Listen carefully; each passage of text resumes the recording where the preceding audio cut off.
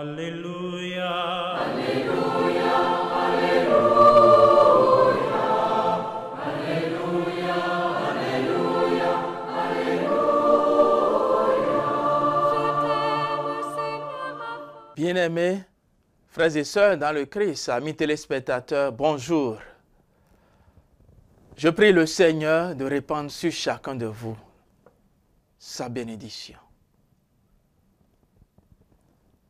Aujourd'hui, nous avons l'occasion d'écouter encore la parole de Dieu. Laissons-le nous toucher et mettons-nous déjà en sa présence pour écouter son évangile. Évangile de Jésus-Christ selon saint Marc. En ce temps-là, Jésus se rendit dans son lieu d'origine et ses disciples le suivirent.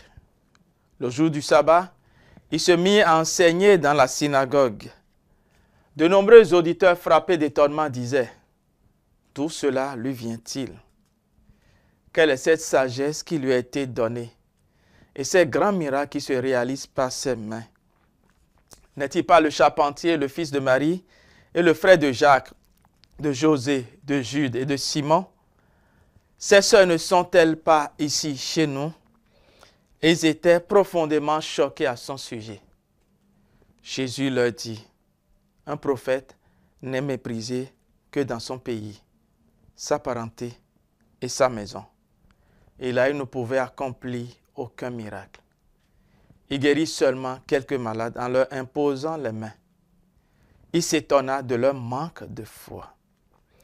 Alors Jésus parcourait les villages d'alentour en enseignant. Acclamons la parole de Dieu.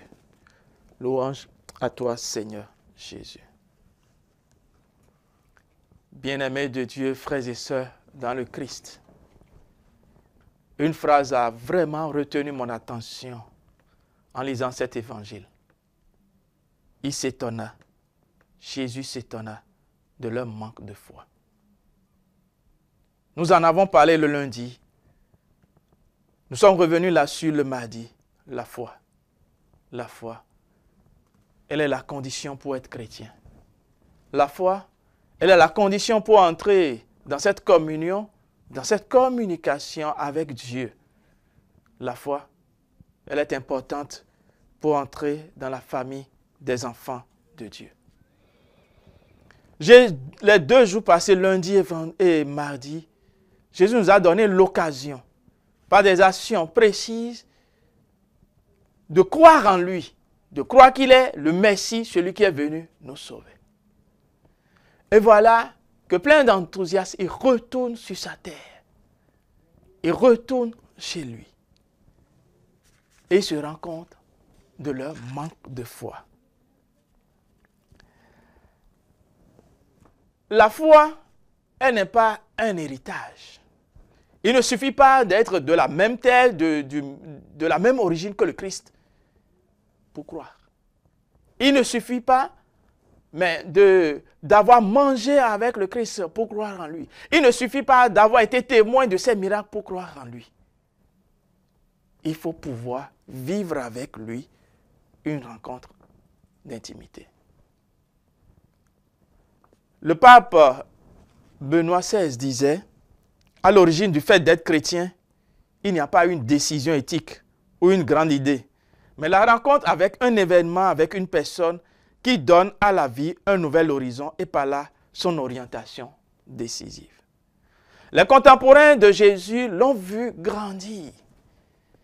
Ils ont vu ce petit-là qui, comme tous ces petits, ont couru, se sont amusés ici, ils l'ont vu grandir. Et le voient maintenant accomplissant des miracles, parlant au nom du Père, de son Père, notre Dieu. Alors il s'étonne. D'où lui vient cette sagesse? N'est-il pas le charpentier? N'est-il pas le fils de Marie? Ses sœurs, ses frères ne sont-ils pas ici parmi nous? Cela allait un peu méprisant. Mais Jésus nous propose encore d'aller plus loin. C'est-à-dire de l'observer agir au nom de ce Dieu qui l'a envoyé. Jésus nous propose de le voir agir au milieu de son peuple, au milieu de chacun de nous dans notre vie. Là, il guérit peu de gens à cause de leur manque de foi. Alors nous comprenons, chers amis, frères et sœurs dans le Christ, qu'il est important que nous ravivions, que nous rallumions notre foi. La lettre aux Hébreux le dit au chapitre 12. Mon fils, ne néglige pas les leçons du Seigneur. Ne te décourage pas quand il te fait des reproches. Quand le Seigneur aime quelqu'un, il lui donne de bonnes leçons. Il corrige tous ceux qui l'accueillent comme ses fils. Nous l'entendrons dans la première lecture aussi. Alors, bien-aimés de Dieu, aujourd'hui encore, ce thème de la foi nous revient. Passons la journée à nous poser la question. Est-ce que tu crois? Est-ce que tu crois vraiment au Christ? Fils de Dieu, venu au milieu de nous, né de la Vierge Marie. Que le Seigneur augmente en chacun de nous la foi. Lui qui vit et règne pour les siècles des siècles. Amen. Et que sa bénédiction nous accompagne, le Père, le Fils et le Saint-Esprit. Amen. Alléluia. Alléluia, Alléluia.